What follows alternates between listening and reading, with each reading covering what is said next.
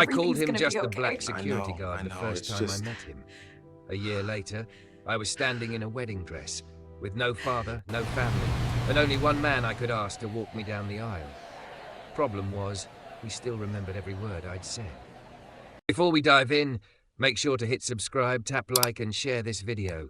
The more voices we reach, the louder these stories become. And drop your city in the comments. Let's see where love finds us. The rain started 5 minutes before Claire Monroe reached the courthouse, just long enough to turn the marble steps into a slick grey mirror. She took them too fast anyway. Her heels clacked, then slipped, her thick hips swaying as she caught herself on the cold railing. Her laptop bag slammed into her side, case files thumped against her ribs, and a string of curses stayed just behind her teeth. Her navy pencil dress hugged her body like it had been poured on, the fabric darkening where the rain soaked in. Blonde hair, painstakingly blown out before dawn, now curled rebelliously around her cheeks. Perfect, she thought. Just perfect. Miss Monroe! Someone from her firm called from under an umbrella at the bottom of the steps. She didn't turn. If she stopped, she'd think. If she thought, she'd remember her father's voice the night before. We do not lose this injunction, Claire. You understand? Not this one. She understood. There were tenants being pushed out of their homes on one side, a rich real estate developer client on the other, and somewhere in the middle, her, only 2 years out of law school, trying to prove she was more than the senior partner's pretty, curvy daughter who looked good in a courtroom. She pushed through the revolving door and walked straight into the wall of him. It was like hitting a column, a warm, very solid column. "Whoa," a deep voice said. Her case file flew from her hand, papers fanning across polished stone. Claire staggered, caught herself, and her hand landed on a broad chest in a black uniform. Her palm registered muscle before her mind registered anything else. "Sorry," he said quickly, stepping back, hands raised, palms open. "You okay?" She blinked up at him, breath short. He towered over her, at least 6'2", with shoulders that filled the dark security jacket like it had been tailored. Deep brown skin, close-cropped hair, a trimmed beard framing a mouth that looked like it almost never smiled all the way but came close. Then she saw the badge, the word security in clean white block letters on his chest. Of course. "I'm fine," she said, snatching her hand back, heat rising in her face. She immediately dropped to her knees to grab at the scattered files. I'm late." He crouched too, big hands surprisingly gentle as he scooped up pages. "Claire Monroe, counsel for the plaintiff," he read from the top sheet, eyes flicking over the text, then back to her. "Big morning." She snatched the document from his hand a little too fast. "Those are confidential." "Relax." His voice stayed calm. "I'm not reading your secrets, just making sure you've got everything." The way he said relax sat wrong in her chest. She didn't have time for wrong. "I'm fine," she repeated, sharper. "Really." He nodded once and stood before she did, offering a hand to help her up. Claire ignored it. She pushed to her feet on her own, nearly slipped again, and caught herself on the file cart. A few other lawyers filed in behind her, flashing ID badges. "Ms. Monroe," the receptionist at the security desk called, "you'll need to sign in and badge through. New protocol." "New protocol?" Her stomach dropped. "Since when?" "Since last week," the receptionist said. "We emailed everyone." Of course they had. She'd been buried in case law and late-night strategy calls. Her inbox was a graveyard. Behind the desk, a new metal detector arched like an accusing eyebrow, with a conveyor belt for bags, a small tray for jewelry. The security guard, the one she'd crashed into, stepped behind the monitor. He put on headphones, his hands moving over the console with quick familiarity. "Bag on the belt, please," he said, eyes on the screen. "I'm in a rush," Claire snapped. "My hearing starts in 10 minutes. Then you really don't have time to argue with the metal detector, ma'am." His tone didn't change, but one corner of his mouth twitched. "Bag on the belt." She clenched her jaw, sliding her bag onto the conveyor. "And phone, keys, watch," he added. "Anything metal." She glanced down at herself, tight dress, smooth lines, statement necklace drawing attention to her cleavage, gold watch hugging her wrist. She hated how exposed she felt undressing in front of strangers, even if it was only jewelry. Hated feeling like she had to follow someone else's rules. Her father never had to take off anything. People just moved for him. "Look," she said, unfastening her watch. "Can we make this quick? I'm counsel, not a—" Everyone goes through the same, council or not, he said. That's kind of the point. Her cheeks burned. I don't have a badge yet. They're printing it today. He finally looked directly at her then, slow and steady. His eyes were dark, guarded, but there was a flicker of something else there. Recognition, maybe, or the memory of her ignoring his hand a minute ago. What's your name? He asked. Claire Monroe, from Blake, Hollister and Barnes. He tapped at his tablet, eyes dropping to the list. You're on the provisional access sheet. Once you're through, they'll finish your permanent credentials upstairs. Good, she breathed. But you still have to do this part, he said. Teeth gritted, she stepped through the metal detector. It beeped immediately. She spun. Seriously? Step back for me, he said with infuriating calm. You've got something. Belt? Earrings? I'm not, she started, then realized. Underwire. He raised an eyebrow. Can't do much about that, can we? The other lawyers were piling up behind her. Someone checked their watch loudly. Claire felt eyes on her, the thick curve of her hips suddenly too obvious in the tight dress, her generous chest, something to apologize for. Is there another way? She asked, voice low. I can't be late. Hand wand, he said, takes 30 seconds. Arms out. Humiliation crawled up her throat. Do we have to do this here? It's either here, he said, or you miss your precious hearing. He didn't say it cruelly. That made it worse. She sighed, lifted her arms out to the sides. The wand hummed as he moved it near her shoulders, down her back, slowly around her torso. He gave her distance, never touching, never lingering. Still, she could feel the warmth of him, the quiet focus. When he reached her chest, he angled his own body away, eyes fixed on the wand like it was a lifeline. Beep. He stepped back. As expected. Underwire. You're clear. She dropped her arms, snatched her bag from the belt. Next time, she muttered, they can just trust the lawyers. That was the moment one of the senior partners, Mr. Ellison, swept inside, shaking off an umbrella. Claire, there you are! He took in the scene in 2 seconds. Her flushed face, the line behind her, the security guard back at the monitor. He sighed dramatically. We have got to do something about all this theatre. It's not theatre, the guard said, not looking away from the screen now. It's security. Sure. Ellison smiled, a tight, dismissive smile. I'm sure you're very good at your job, son, but we're officers of the court. We shouldn't have to. Ellison, it's fine, Claire cut in, needing this to be over. Her adrenaline had nowhere to go, and irritation demanded a target. She gestured vaguely toward the desk, toward the man behind it. He's just the black security guard. Let's go. The words were out before she fully heard them.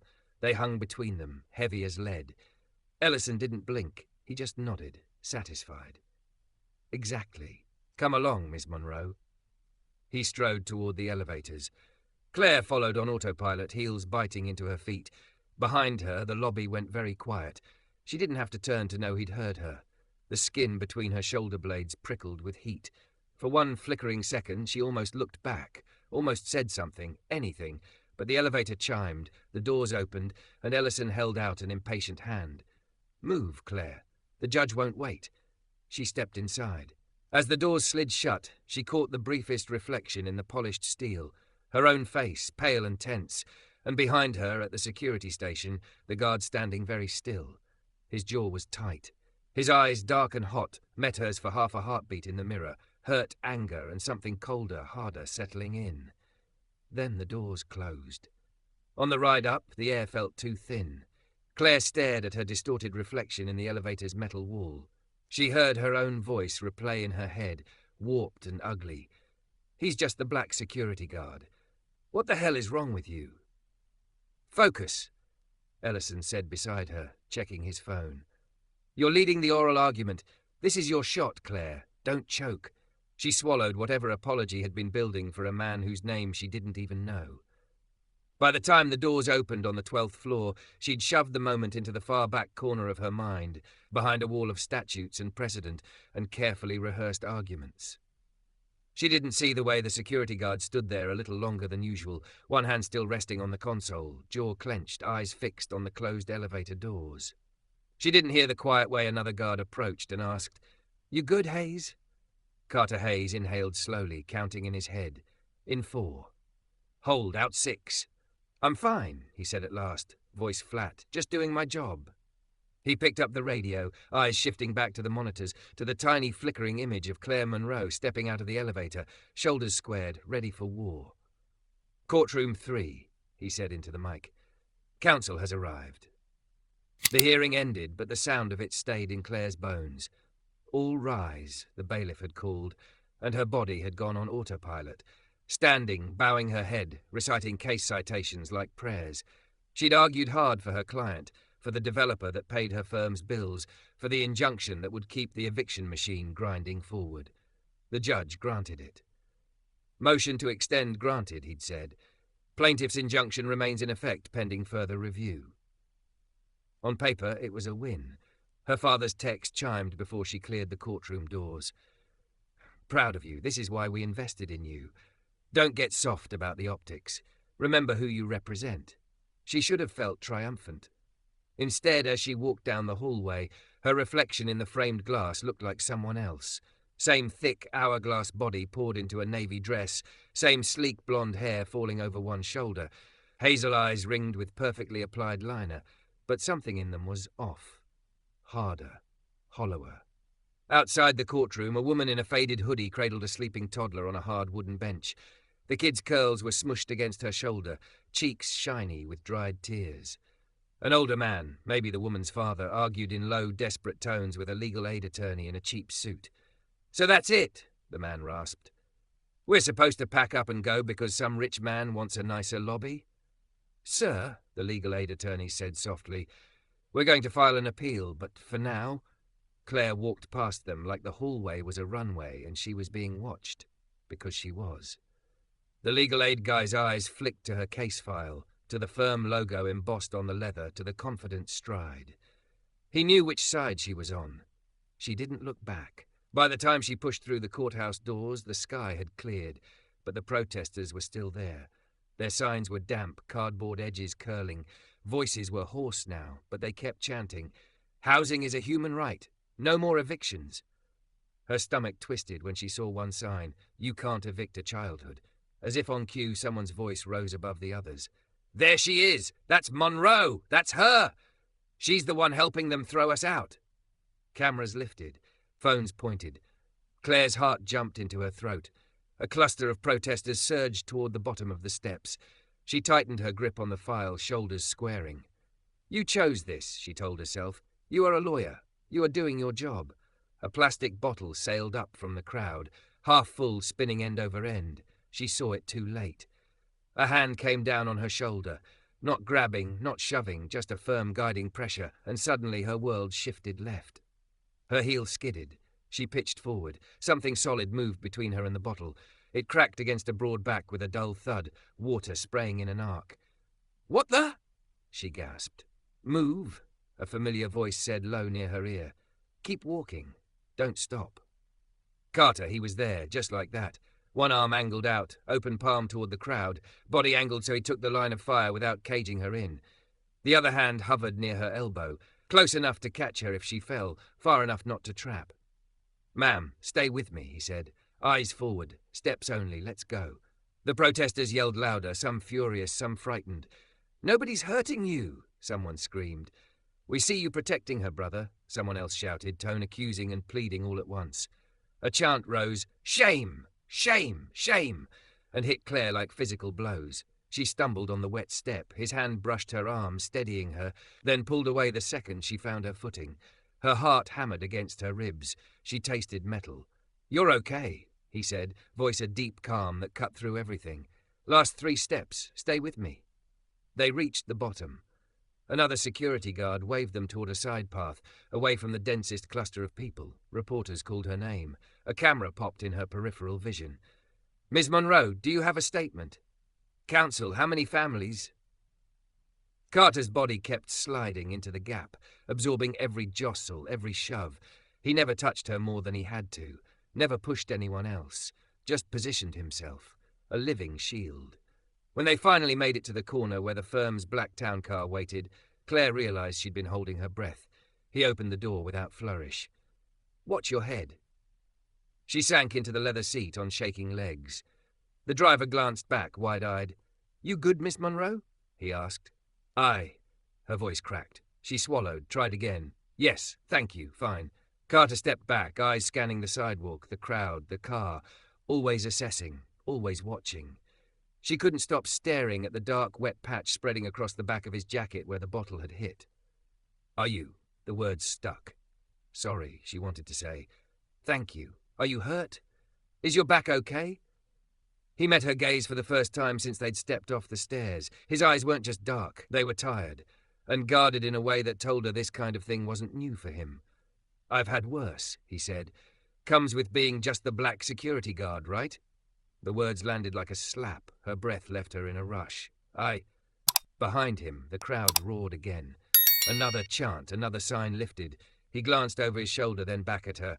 Get some water, he said, tone neutral now. Your hands are shaking. She looked down. They were. Her fingers trembled against the file.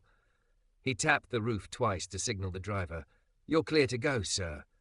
The door closed before she could force the apology out. The car pulled away. In the side mirror, the courthouse receded, but the image stayed burned into her mind.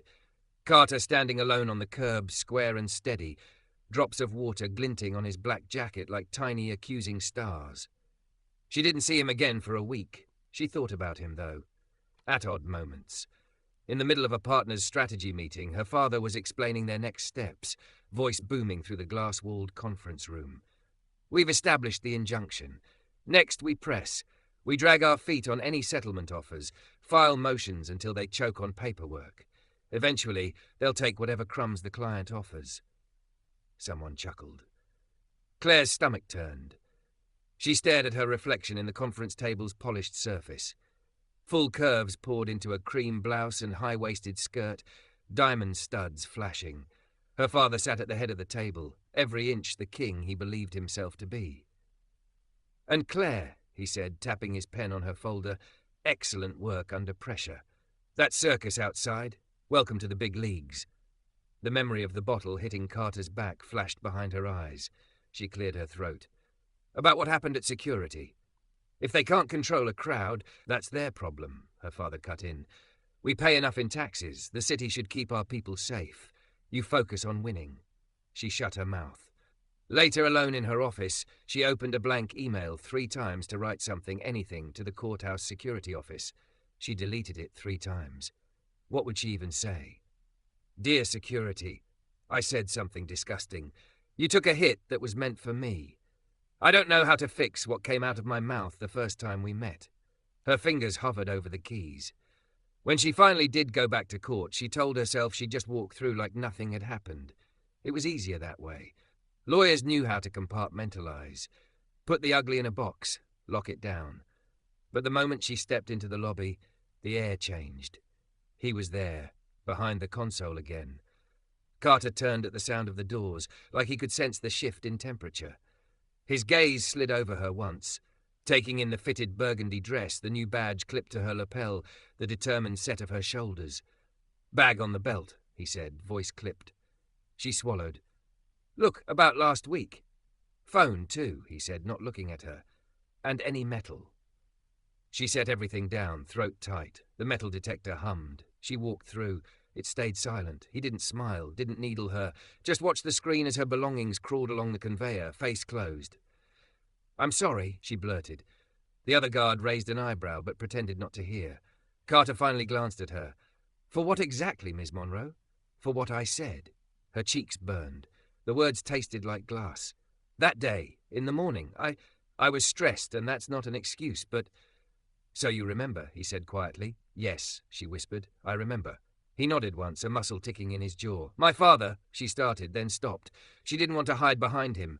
No, I said it, not him. His gaze sharpened, like he hadn't expected that.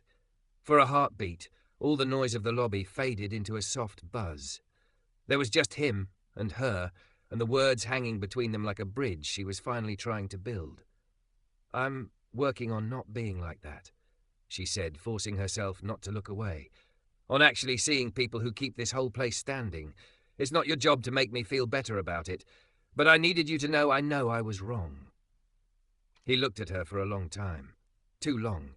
In his stare she saw years of this, being reduced to his job title, his skin, his uniform, being invisible until someone needed him as a shield. "My sister," he said eventually, voice quiet, "asked me to walk her down the aisle 2 years ago." Claire blinked at the sudden shift. "Okay." "Our dad didn't show," Carter continued. "Said he couldn't watch her marry a man who wasn't worthy, by which he meant not the right colour." His mouth twisted. "I put on a suit and did it, held her hand so she didn't fall." He set her bag on the counter, fingers lingering for a second on the worn leather. "That's the last time I let someone's father decide what I'm worth," he said. "So if you want to change, Miss Monroe, don't tell me. Show me, in how you talk when you think I can't hear, in who you stand next to when it costs you something." Her throat closed. He slid her phone over. "You're clear to go." Claire picked up her things on unsteady hands. "What's your name?" she asked, because it suddenly felt obscene not to know. A corner of his mouth lifted, not a smile exactly, but a crack in the armor. "Hayes," he said. "Carter Hayes. Thank you for that day." Her voice was barely audible. "For taking the hit." He shrugged, but his eyes softened by a fraction. "Comes with the job." She stepped away, badge beeping her through the turnstile, heart pounding for a different reason now. She had no idea that the next time she'd need him, it wouldn't be for a crowd or a bottle or a metal detector. It would be for something far more terrifying. It would be the day she realized she couldn't ask her father to walk her down the aisle. She'd called him just the black security guard the first time they met. A year later, she was standing in a wedding dress with no father, no family, and only one man she could ask to walk her down the aisle. Problem was, he still remembered every word she'd said. Claire stared at herself in the mirror until her own face blurred. The dress hugged every curve like it had been painted on. Soft ivory satin sweeping over her thick hips, lace tracing the line of her shoulders, her blonde hair pinned up with a few loose curls framing her face. She looked like every bridal magazine she'd grown up pretending not to care about. She also looked alone. Her phone buzzed on the vanity. "Mom, your father can't come. He says he can't endorse this. I'm sorry, Claire. I hope you're happy." Claire's throat burned. Claire's throat. She typed, erased, typed again, then finally set the phone face down. Happy. She thought of that afternoon in her father's office, the turning point. The Morales file had been spread open between them, eviction dates circled in red, names highlighted like targets. Her father's voice had been ice. "You're getting soft," he'd said.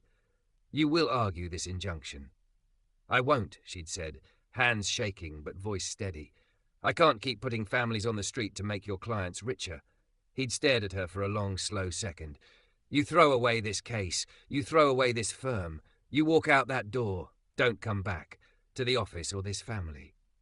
Her heart had cracked, but something truer had held. "I'm not walking out," she'd whispered. "You're pushing me."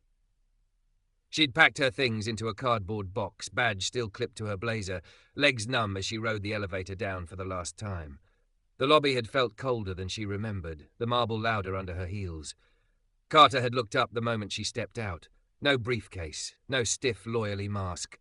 Just a box in her arms and red around her eyes. "No briefcase," he'd said quietly. "That's new." She'd tried to joke, failed. "I quit." His gaze slid from the box to her face. "You don't look like you lost." "I told my father I wouldn't take the Morales case." Her voice had wobbled. "He told me I'm not his daughter anymore." Something had flickered behind his eyes, anger, then something softer. He'd stepped out from behind the console, hands visible like always. "Can you breathe?" he'd asked. She hadn't realized she couldn't until then. Her chest had felt locked. "Okay," he'd murmured, low and steady. "In for 4 with me. Ready?" He'd counted her through it. In, 2, 3, 4. Hold. Out, 2, 3, 4, 5, 6. Until the spinning slowed, until she could unclench her jaw. The memory made her chest ache now in the little side room off the church. Someone knocked. "Yeah?" Claire called, wiping under her eyes carefully. "If my makeup's ruined, just lie to me." The door opened a crack. "It's just me," Carter said. "I can tell you the truth later." He stepped in and closed the door softly behind him. The suit was new, a deep charcoal that set off his warm brown skin, shoulders filling it like it was made for him. His tie matched the pale blue of her bouquet ribbon. The sight of him always did something disorienting to her lungs. He stopped halfway into the room and just looked at her. "Damn," he breathed. Heat climbed from her chest to her cheeks. Good damn or tragic mistake, damn. The kind that makes me wonder how the hell I got this lucky, he said, voice rougher than usual. You look like you. She huffed a shaky laugh. That's not very poetic. It is, he said, stepping closer, if you know how long it took you to find her. The words hit something raw. Her eyes stung again. Hey, he murmured. Talk to me. What's going on in there? He tapped 2 fingers gently against his temple, then his chest. And in there, she swallowed. My mother texted. My father's not coming. The smile she tried for collapsed. He says he can't endorse this. Carter's jaw flexed. That's his loss. It's mine too, she whispered. You're supposed to walk down the aisle with the man who raised you, and mine raised me to be ashamed of the man I'm marrying. Carter's eyes softened. He raised you to be ashamed of a lot of things that weren't worth being ashamed of, including me. She flinched. He saw it and shook his head slightly. I'm not trying to hurt you, Claire. Just, we don't have to pretend it didn't start like that. Her chest tightened. I know what I said to you. He's just the black security guard. The words still tasted like rust. Every time I think about it, I want to crawl out of my own skin. You can't outrun who you were, he said quietly. You can only decide who you're going to be now. She let out a broken laugh. You sound like a therapist. Security guard, part-time philosopher. He shrugged. We multitask. The joke fell between them, soft and sad. He took another step closer, close enough that she could see the faint scar along his jaw, the tiny nick on his tie where their new puppy had grabbed it that morning. Can I ask you something? He said. Her stomach swooped. This feels like a trick, but sure. When you picture that first day, the metal detectors, the bottle, your dad, do you ever picture me leaving you there? His eyes held hers, turning my back, letting that bottle hit you? The thoughts sliced through her. No. Why not? He asked. Because that's not who you are. The answer flew out, instinctive. You protect people, even when they don't deserve it, even when they're me. Exactly. His mouth twitched. I can't rewrite who I am because other people got it wrong. You don't get to do that either. Not anymore. She inhaled, shaky. So what am I supposed to do? Pretend I don't care that my father's not here? Walk alone like it doesn't matter. He studied her, head tipping slightly, eyes tracing the way her hand twisted the bouquet ribbon. What do you want? He asked. Not what the little girl in you hoped for. Not what your mother thinks is respectable. You, right now in this dress. What do you want? Her throat worked. She thought of every time he'd stood in front of her when things got ugly. Of coffee in cheap paper cups on the courthouse steps. Of late nights at her kitchen table, legal pads and takeout boxes between them. Him teaching her to breathe through panic instead of bulldozing it. She thought of the moment, 6 months into dating, when she'd blurted out, I love you, in the middle of a fight about a client, and he'd gone very still, then smiled like the sun coming out. The answer rose up, simple and terrifying. I don't want to walk alone, she said, voice small. I want you. His brows drew together. You already got me, baby. I'll be standing right there at the end. That's not what I mean. She shook her head, curls trembling. I mean, I want you to walk me down the aisle. He froze. I know it's not traditional, she rushed on. The groom is supposed to wait at the front, and the father hands the bride off like a negotiation, and everyone claps because ownership has been transferred or whatever. But that was never us, Carter. He exhaled a sound that was half laugh, half something else. Claire? I met you when I was at my worst, she said, words tumbling now. When I was everything my father made me. You didn't owe me anything. You still stepped in front of me. You still taught me how to breathe. You didn't just stand at the end of the aisle of my life. You walked every awful hallway with me. Her voice broke. So no, I don't want some stand-in to take my father's place, she whispered. I don't want a symbolic gesture that makes everyone comfortable. I want the man who saw who I was and still chose me. I want the man I hurt, who let me show him I could change. I want you to walk with me, from the first step to the last. Silence stretched. For a second she thought she'd pushed too far, that she'd asked him to carry too much, to be partner and father, shield and witness. His hands flexed at his sides, like he was holding himself still. When he finally spoke, his voice was low. Do you know why I hesitated? He asked. Her heart hammered. Because you still hear it. Just the black security guard. He didn't lie. Yeah, Some days I still hear it, not just from you, from 100 mouths in 100 lobbies. He swallowed. But when I hear it now, it doesn't land the same. Why? She whispered. Because I also hear you, he said simply. You marching into court for tenants instead of developers. You walking out of your father's office with that box and your spine straight. You standing in my sister's kitchen, washing dishes like you grew up there. You calling me when you're scared, instead of hiding it behind some perfect Monroe mask. Her eyes blurred again. I can't forget what you said, he went on, but I watched you spend a year making sure you never meant it. I watched you show up, over and over. His mouth curved, soft. So, if you're asking whether the man you once called just the guard is willing to walk you down that aisle, the answer is yes. On one condition. Her breath caught. Anything. We don't pretend I'm your father, he said. We don't pretend this is normal. We don't pretend you're being given away. His gaze and voice both steadied. We walk like what we are. Two people who chose each other, who already started building a life together in a courthouse lobby. We walk as equals. Something in her chest unclenched so hard it hurt. Yes, she said, almost laughing through the tears. God, yes. He smiled then, full, unguarded, and held out his arm. Not like a shield this time, but like an invitation. Then, he murmured, Mrs. Hayes-to-be, you ready to break tradition with me? She slipped her hand through the crook of his elbow. The contact sent a hot, steady line of comfort up her arm into her ribs. I was born to break his traditions, she said. I just didn't know it until I met you. Music swelled faintly beyond the doors, voices hushed. Carter looked down at her one last time. Last chance to run, he teased, but his eyes were serious. You good? No, she said honestly, heart thundering, but I've got you. So yeah. He nodded, took a slow breath. She matched him in 2, 3, 4, hold, out 3, 4, 5, 6. The coordinator cracked the doors open. Light poured in. They stepped forward together, her skirt whispering around her legs, his stride slow and sure. Conversations cut off, heads turned.